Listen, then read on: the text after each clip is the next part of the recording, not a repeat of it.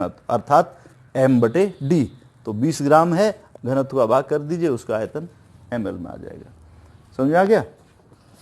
अब आइए अगला एक छोटा सा सवाल है।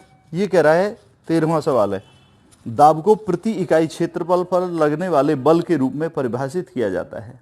दाब का एसआई मात्रक पास्कल नीचे दिया गया है। 1 पास्कल पीए बराबर 1 न्यूटन प्रति मीटर स्क्वायर है।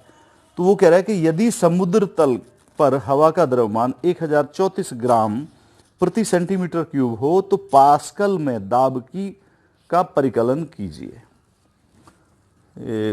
आप देखिए अगला सवाल 13वां है।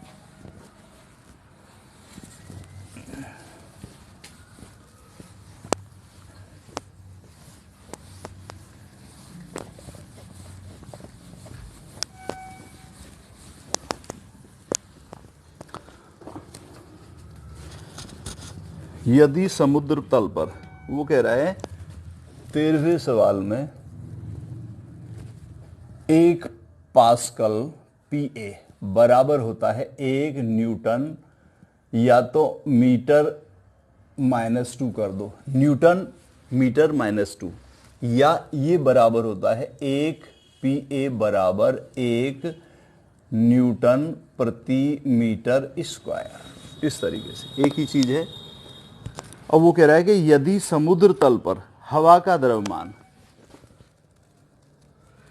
वायु का द्रव्यमान समुद्र तल पर कितना है 1034 ग्राम, तो पास्कल में दाब ज्ञात कीजिए। दाब P किसमें? पास्कल में। ये आपने ज्ञात करना है। तो देखिए दाब के लिए फॉर्मूला है कि दाब बराबर होता है द्रव्यमान, नहीं, बल बटे क्षेत्रफल, बल बटे क्षेत्रफल। और बल होता है क्या? बल होता है द्रव्यमान गुणा त्वरण बटे क्षेत्रफल। बल बराबर होता है F बराबर ma या mg, फॉर्मूला पढ़ा होगा आपने। आप जानते हैं समुद्र तल पर त्वरण जो g है वो होता है 9.8। तो आप लिख देंगे समुद्र तल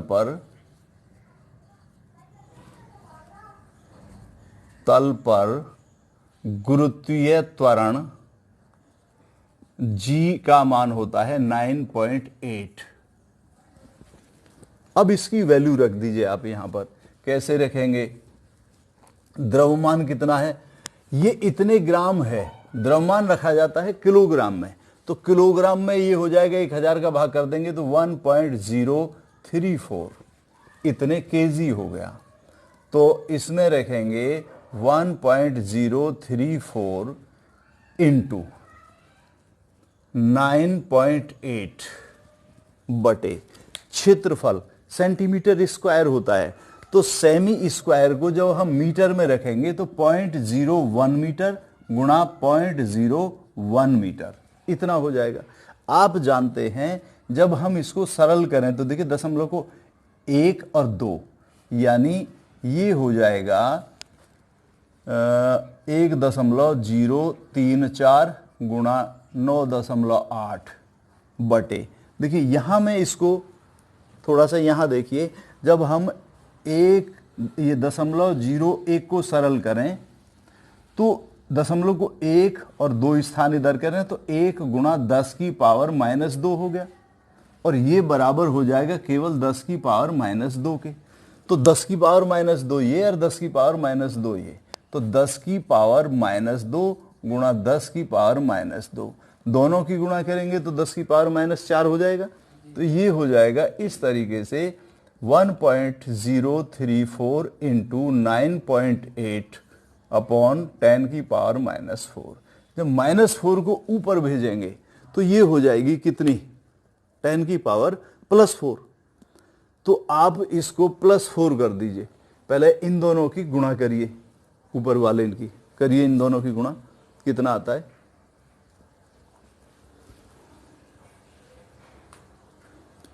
1.034 इंटू 9.8,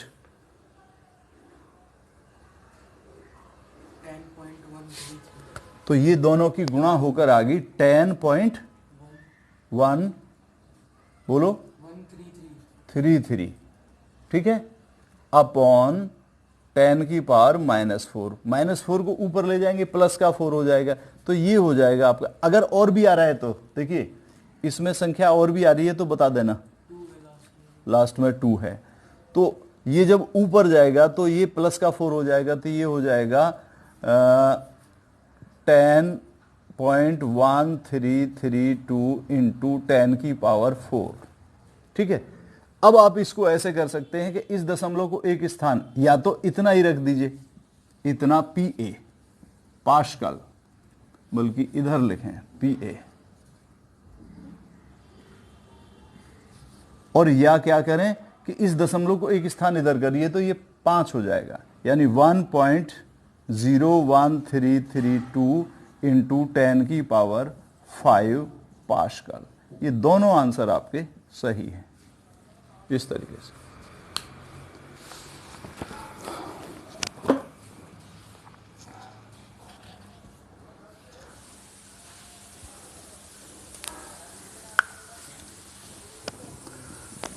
एक बार फिर समझ लीजिए इसको।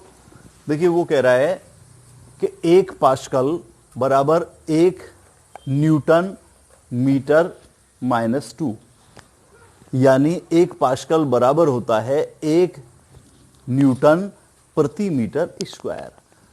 अब वो कह रहा है यदि समुद्र तल पर वायु का जो द्रव्यमान है वो 1034 ग्राम है, किलोग्राम में आवश्यकता होगी तो 1.034 kg हो जाएगा। समुद्र तल पर जो गुरुत्वीय त्वरण G होता है वो 9.8 है, तो वो कह रहा है कि इसका दाब जो है वो पास्कल में ज्ञात कीजिए। दाब का आपने फॉर्मूला पढ़ रखा है, दाब बराबर होता है बल बटे क्षेत्रफल, और बल होता है क्या, द्रव्यमान गुणा त्वरण, और त्वरण यहां पर कौन सा है, आपने पढ़ा होगा F बराबर ma, m क्या है द्रव्यमान, a क्या है त्वरण, लेकिन यहां पर ये समुद्र तल का जिक्र आ रहा है, तो समुद्र तल पर त्वरण जो होता है गुरुत्वीय त्वरण g का मान 9.8 होता है, तो द्रव्यमान गुणा त्वरण बटे क्षेत्रफल। तो अब इनकी वैल्यू रख दीजिए, द्रव्यमान कितना है इतने kg, त्वरण कितना है 9.1, और क्षेत्रफल सेंटीमीटर में प्रति सेंटीमीटर दे रखा है, तो सेंटीमीटर को मीटर में कन्वर्ट करेंगे तो 0.01 मीटर गुणा 0.01 मीटर। इसको सरल करेंगे जैसा मैंने यहां करके बताया कि ये बराबर है 1 गुणा 10 की पावर -2, तो 1 की भी कोई वैल्यू नहीं है, केवल 10 की पावर -2 बराबर, तो इसको 10 की पावर -2 गुणा 10 की पावर -2 दोनों हो गए 10 की पावर -4, ऊपर की गुणा करी ये आगे 10.1332 बटे 10 की पावर -4, जब इसका भाग किया इसमें तो इतना आ गया, और गुणा 10 की पावर 4, इतने या इतने, ये आपका आंसर आ गया। अब देखिए ये सवाल, और ये 14वां सवाल है, ये तो है द्रव्यमान का SI मात्रक क्या है। द्रव्यमान का जो SI मात्रक है वो होता है किलोग्राम, और जो छोटा होता है वो होता है ग्राम, ठीक है, अपने आप वो कर लेंगे। तो ये 15वां सवाल और देख लीजिए आप। 15वें सवाल में ये कह रहा है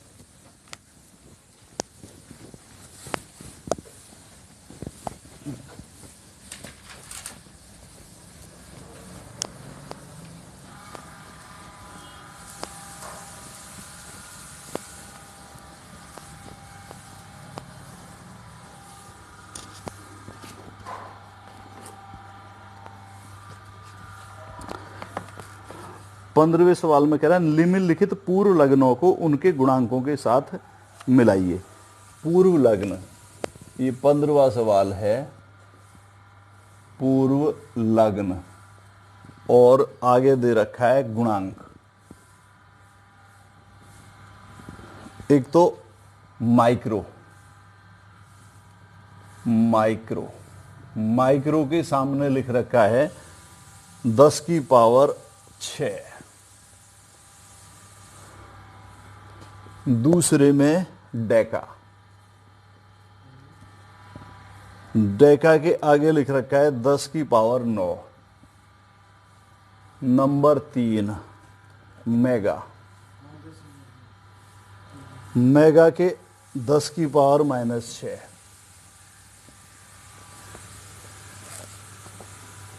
गीगा, गीगा के आगे है 10 की पावर -15, और नंबर 5 पर लिख रखा है फैक्टो, फैम्टो, इसके आगे है 10 लिख रखा है। ध्यान करना, देखिए इनको इनके सही गुणांक के सामने लिखना है। डेका कहते हैं 10 को, इसके साथ मिला दीजिए आप। माइक्रो कहते हैं 10 की पावर -6 को। मेगा कहते हैं 10 की पावर 6 को। फैक्टो कहते हैं 10 की पावर -15 को। तो एक ये है गीगा हो गया 10 की पावर 9 को, और -9 होता है नैनो। ये इनको मिला दीजिए, इनके सही गुणांक हैं, ये हो जाएंगे। 16वां सवाल है, सार्थक अंकों से आप क्या समझते हो? वह अंक जो यथार्थता को प्रकट करते हैं, यथार्थता मीन्स एक्यूरेसी, वो कहलाते हैं सार्थक अंक। वह अंक जो किसी पाठ्यांक की यथार्थता को प्रकट करते हैं, रीडिंग के एक्यूरेसी को प्रकट करते हैं, वो कहलाते हैं एक्यूरेसी, यानी सही सही पता लगाना, ज्ञान कराना। अब ये एक 17वां सवाल है, इसको चाहो तो आप देख लीजिए।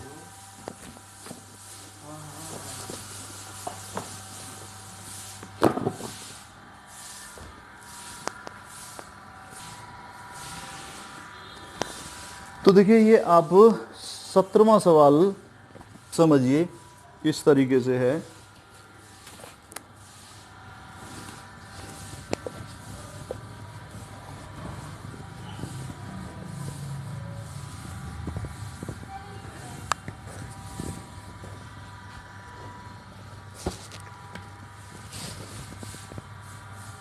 सत्रहवें सवाल में ये कह रहा है, पेयजल के नमूने में क्लोरोफॉर्म जो कैंसर जन्य है, यानी कैंसर पैदा करने वाला है, से अत्यधिक संदूषित पाया गया। संदूषण का स्तर 15 ppm द्रव्यमान के रूप में था। यानी क्लोरोफॉर्म का जो प्रदूषण दे रखा है उसमें दे रखा है 15 ppm। अभी समझाते हैं 15 ppm का क्या तात्पर्य है। वो कह रहा है इसे द्रव्यमान प्रतिशतता में दर्शाइए, यानी CHCl3 की द्रव्यमान प्रतिशत निकालना है, और दूसरे निकालना है जल के नमूने में क्लोरोफॉर्म की मोललता, CHCl3 की मोललता स्मॉल m, ये निकालनी है। तो देखिए यहां पर ये जो शब्द दे रखा है ppm, जब तक आपको ये समझ में नहीं आएगा तब तक आप इस सवाल को नहीं निकाल सकते। 15 ppm का तात्पर्य है कि 10 की पावर 6 ग्राम विलियन में क्लोरोफॉर्म की मात्रा 15 ग्राम उपस्थित है।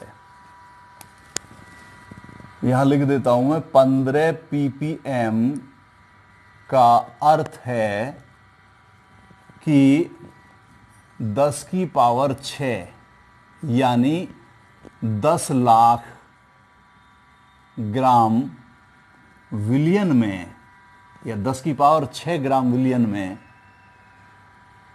में क्लोरोफॉर्म की मात्रा 15 ग्राम उपस्थित है। ये अर्थ है 15 ppm का। अब देखिए सबसे पहले क्या निकालना है आपको, क्लोरोफॉर्म की द्रव्यमान प्रतिशत मात्रा। तो इसको निकालने के लिए हमें इसका फॉर्मूला निकालना पड़ेगा कि CHCl3 की द्रव्यमान प्रतिशत मात्रा बराबर होती है CHCl3 की ग्रामों में मात्रा बटे विलयन की ग्रामों में कुल मात्रा गुणा 100। क्लोरोफॉर्म की ग्रामों में मात्रा कितनी दे रखी है? 15 ग्राम।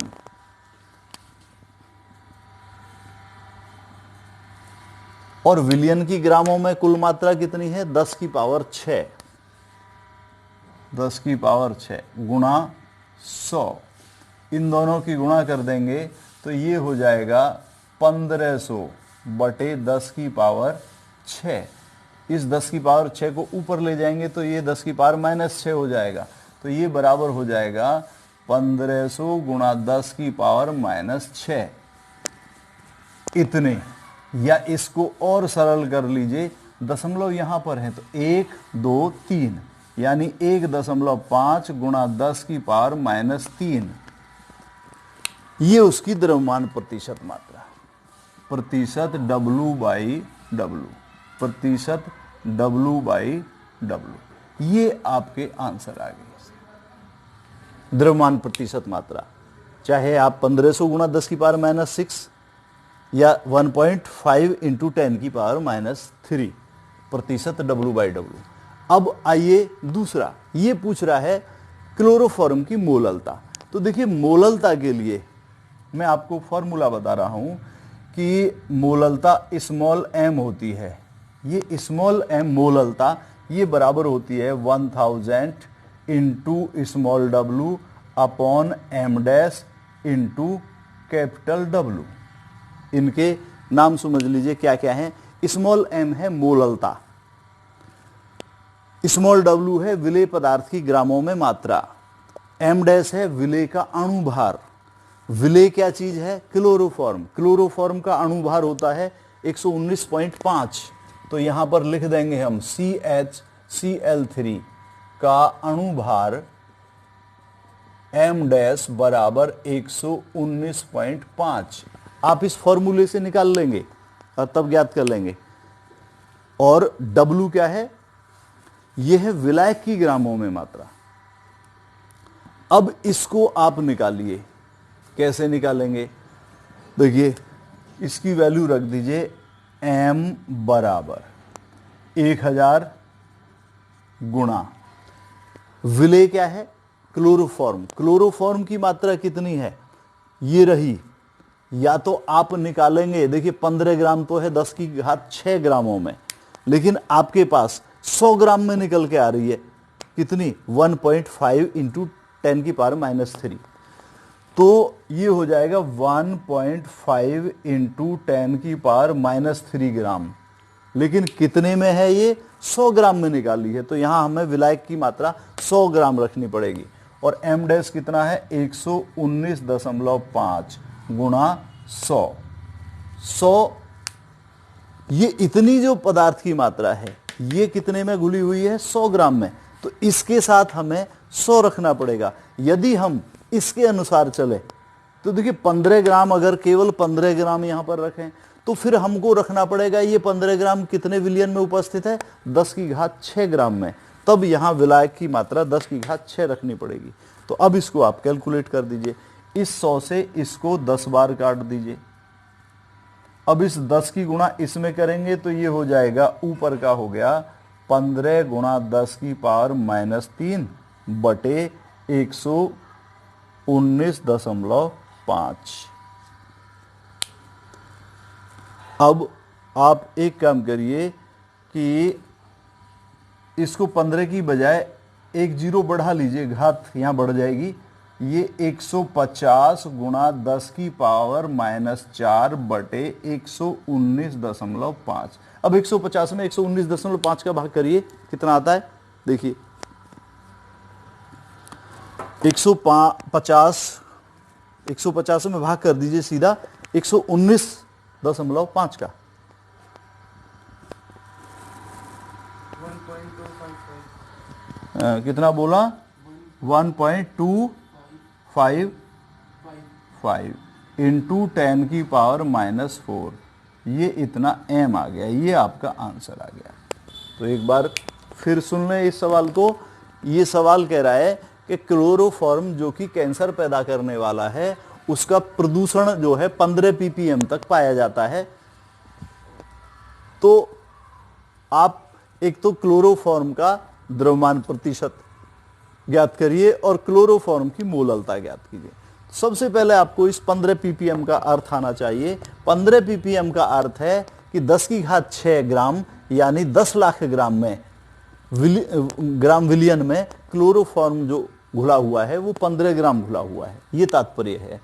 तो अब उससे ही हम निकाल देंगे कि क्लोरोफॉर्म का द्रव्यमान प्रतिशत, किसी भी पदार्थ का द्रव्यमान प्रतिशत होता है उस पदार्थ की ग्रामों में मात्रा बटे विलियन की ग्रामों में कुल मात्रा गुणा 100। तो इसमें हमने इनकी वैल्यू रख दी। जब वैल्यू रखी है तो कैलकुलेट कर लीजिए, ये आ जाएगा। अब मोलरता निकलवा रहा है। मोलरता का फॉर्मूला स्मॉल m बराबर 1000 into small w upon m dash into capital W, जहां पर कैपिटल W विलायक की ग्रामों में मात्रा है, स्मॉल w विलेय की ग्रामों में मात्रा है, m डैश विलेय का अणुभार है। तो इन वैल्यूओं को रख दीजिए आप। तो ये 1000 गुणा 1.5 गुणा 10⁻³ है बटे 119.5 गुणा 100। देखिए यहां पर हमने क्यों रखा ये 1.5 गुणा 10⁻³ कि ये जो आया है इतनी मात्रा, ये कितने में घुली हुई थी? 100 ग्राम में। तो इसलिए विलायकी ग्रामों में मात्रा 100 रखी है और उसकी वैल्यू 1.5 गुणा 10⁻³ रखी है। इस तरीके से इसको कैलकुलेट कर लेंगे, ये निकल जाएगा। ठीक है।